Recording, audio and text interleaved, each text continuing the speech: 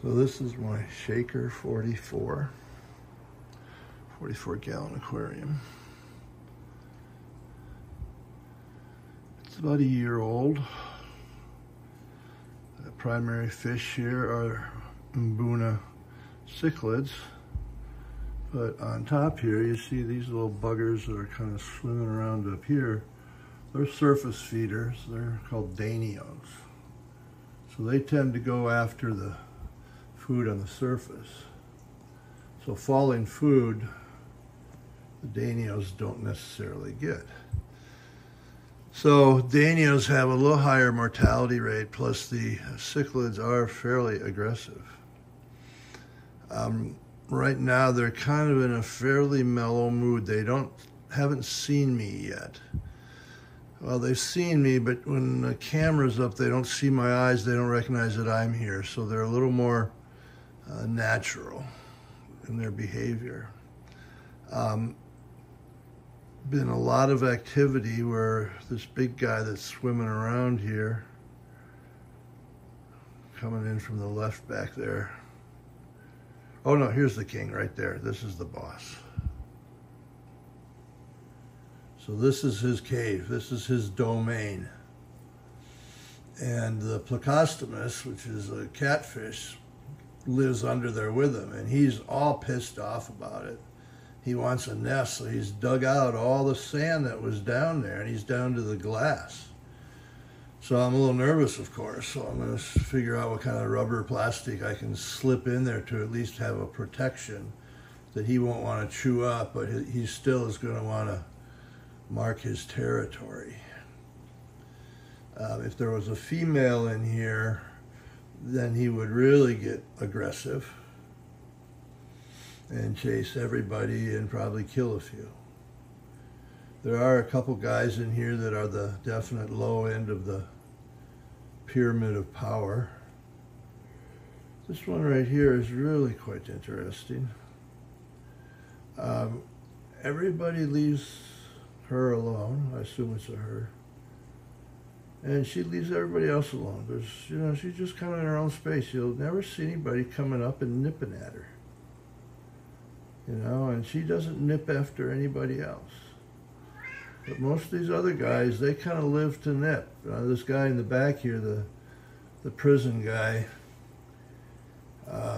he's just, poor guy's just suffering. He has not been good since day one, but he's growing. But he just doesn't look healthy, and he just kind of sits back there. And I change the water flow as frequently as I can to try to break up some of the territorialism. But so here's obviously the biggest one in the tank.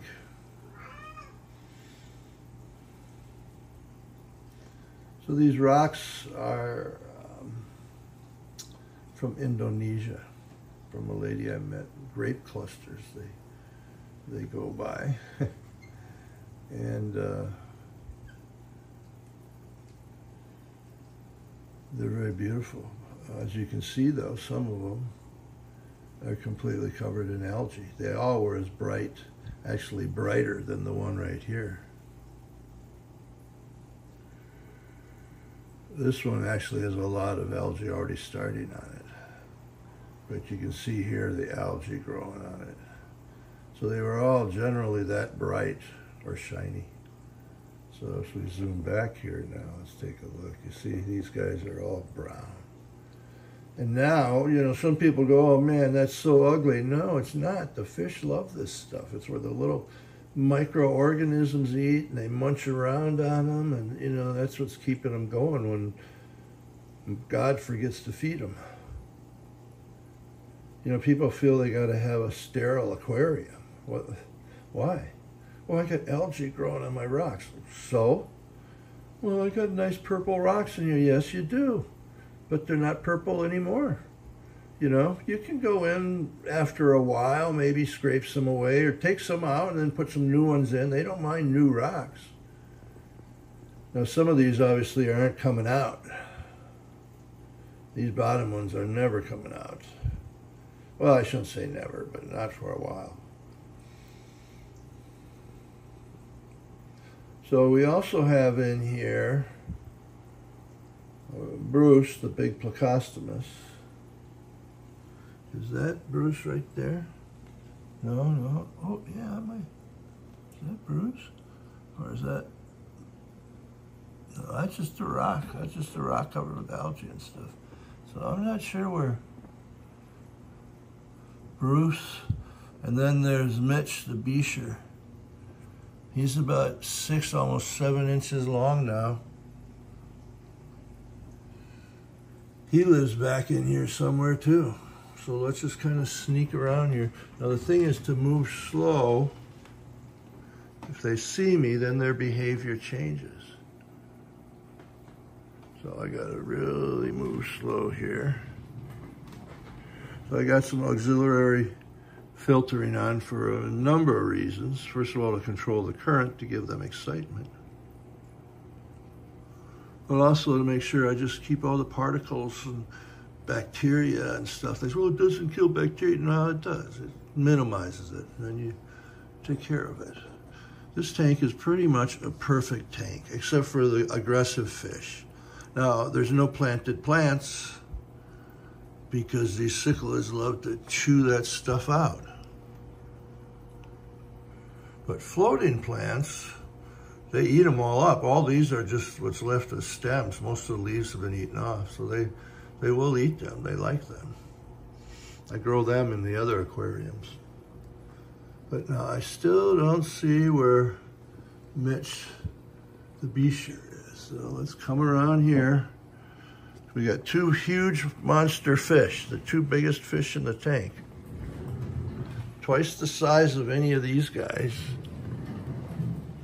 And you never see them. Well, you might see Bruce. Well, they're nocturnal, man. They just, they're used to coming out at night. So here's a spot in here.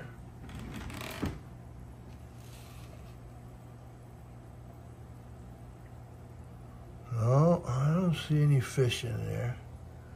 Oh, wait, is that a tail right there? What the hell? The hell is it? No, it's a rock. It's a rock. Where are you guys?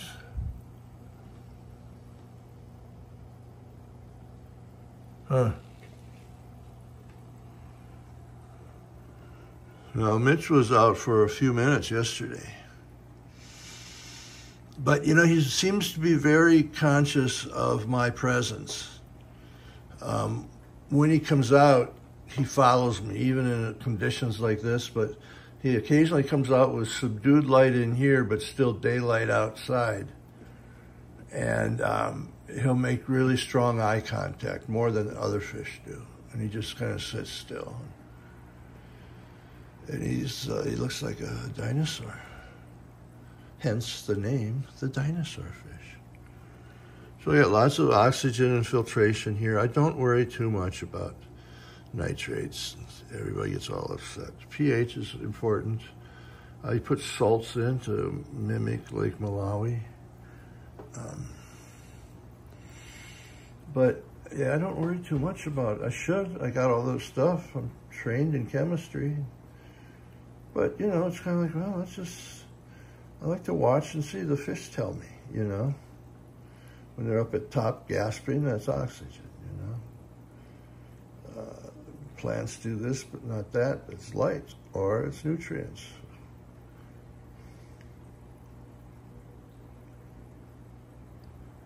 So he's the king here. Now he's around front. Now he's around the front there. He's probably going to come around now again. He just circles around this. This is his castle here, man.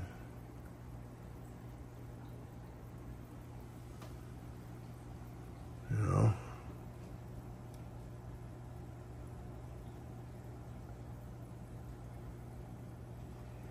So now he's out front scrounging around. Maybe moving some sand. I don't know. Oh, no, he's coming around the areas. Chasing everybody around. That's his nest. It's his domain. This is his castle.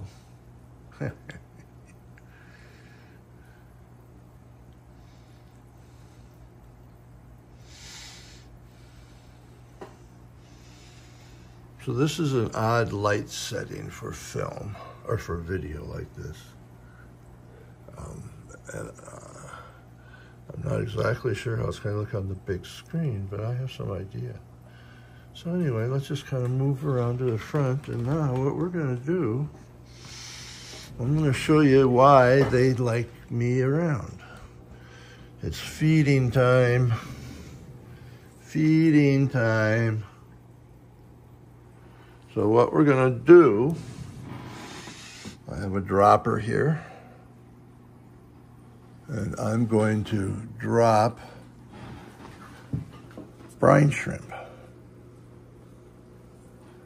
Okay, brine shrimp are as close to live as you can get. These are frozen, and now they've been thawed. So,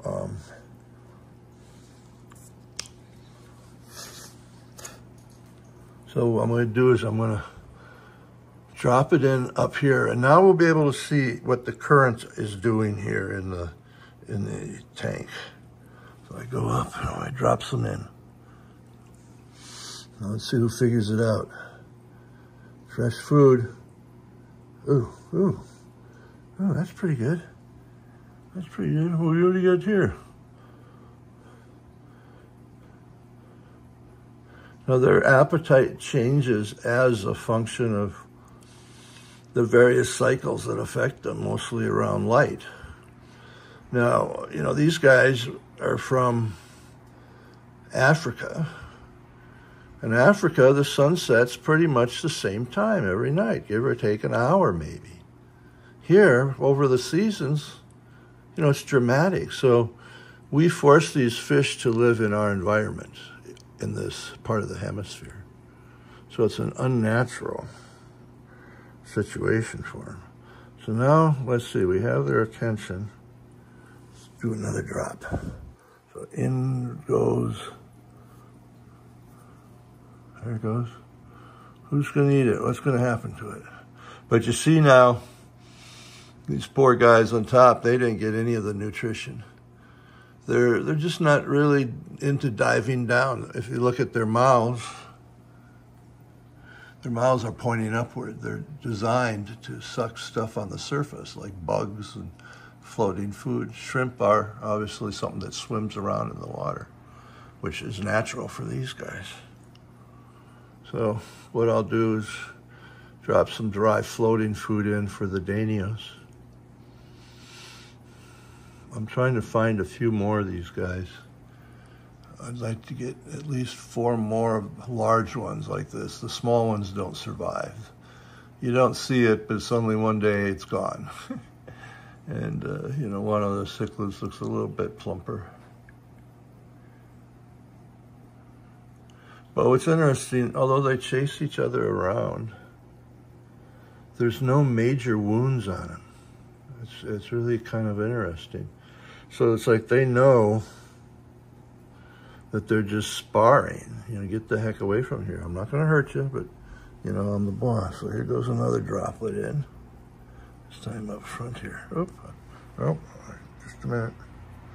Having all kinds of problems here. All right, here we go. Right there. All right, what's going to happen to that, you guys? All right, see, those two guys seem to go for it. The big boss man there, this guy, he doesn't, you know, he's not that interested in fresh meat. You know, I think he's out, you know, I just moved the gravel. So he's kind of in a hyper mood now. His territory has been messed with. So he's probably not hungry. And they're all kind of hiding from him because he's just being a jerk, as you can clearly see there. So now he's going to come over and eat a little bit, and he'll see what's left, if there's any on the ground there. I have more stuff on the ground than is healthy. I admit that I have been overfeeding them.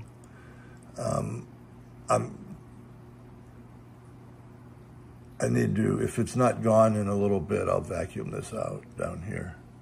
But see, they'll come along, and especially the plecostmus And Mitch the bichir, you know, they like that stuff. The plecostmus, he likes to go into the gravel and just kind of nom, nom, nom, nom, nom, and spit out the gravel and keep the meat and stuff. And so that's one thing. It's not really going to go to waste.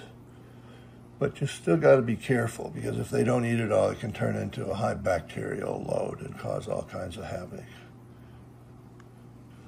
All right, King.